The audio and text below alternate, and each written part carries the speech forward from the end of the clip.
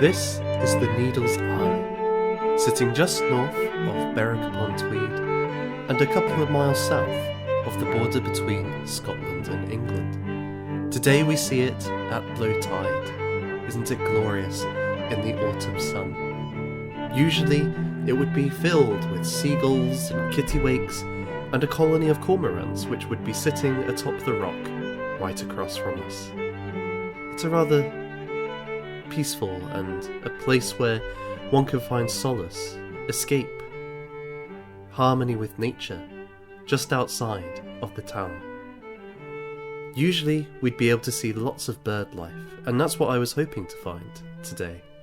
But all we had were some rock doves. Now, to most of us this would be a pigeon, something that we would see in our average streets, usually rather fat, many of them with one leg or a broken wing, rather unhealthy looking creatures. But these ones, as you can see, are lovely, they're quite beautiful, they're living their life as they should do. And indeed, the pigeon is actually called the rock dove. It was a total marvel to me to discover these creatures living on these cliffs right on the edge of the North Sea. That this is where they could dwell and survive, and this is their natural habitat. It got me to thinking about the fact that, just like the rock dove, we humans are also not meant for the kinds of lives that we're living today. We're living off food which is not right for our bodies. We're exposing our minds to things which we were never meant to be able to take in properly. Things like the internet, where you can have a constant stream of stimulation always going on. Our minds just cannot cope with that amount of dopamine, and it's saturating us, it's leaving us anxious and depressed. But at the same time, I had to temper these thoughts, because the rock doves are only able to live here because across the road there is the retail park, or the industrial park. You can see now the wind turbine that's up just there, and the train line that goes past it.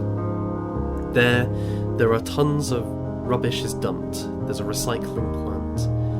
And what's interesting is that this place that I've just shown you, this beautiful natural place, is only 100 yards or so from this recycling centre, from this industrial complex.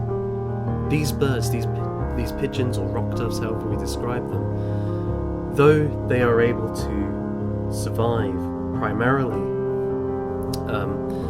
a healthy and natural life, they couldn't be there, they wouldn't be there unless the recycling plant was there.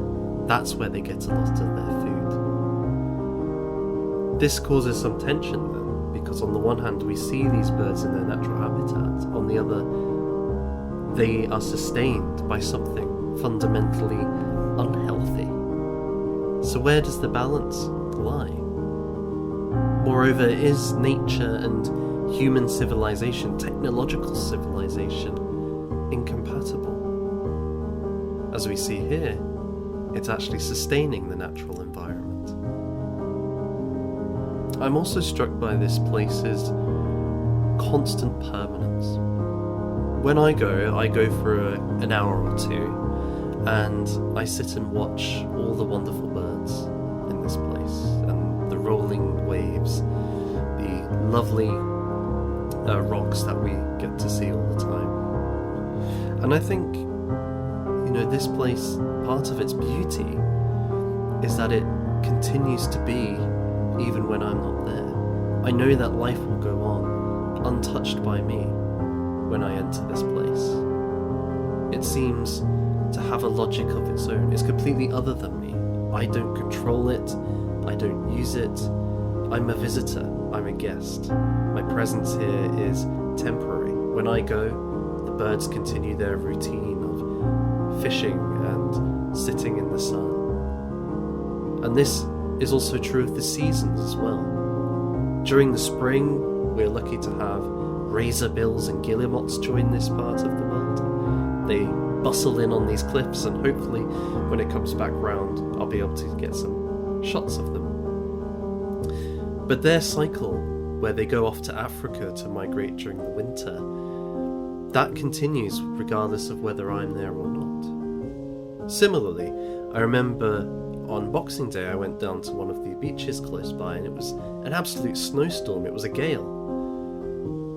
While I was there, I saw a tern and I saw a pied wagtail. And I realised, even though this was an awful day, the weather was atrocious, I got to be there for a short amount of time and enjoy it, and then go back to my house.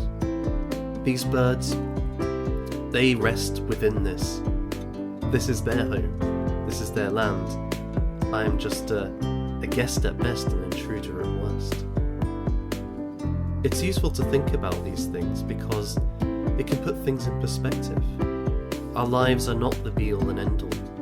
There's a whole world, a bright, colourful, beautiful world out there, which isn't controlled by what we do, isn't affected by the storms of our lives, the social relationships and political wranglings of humanity. Once we're gone, once our civilization is gone, once the human race is gone, these birds will continue to meet, to live, to eat at the needle's eye. I find that encouraging. Something that fills me with awe and wonder at this most beautiful of worlds. I hope in future videos to be able to show you more of the beautiful life and history of the northeast coast of England. Till next time, God bless you.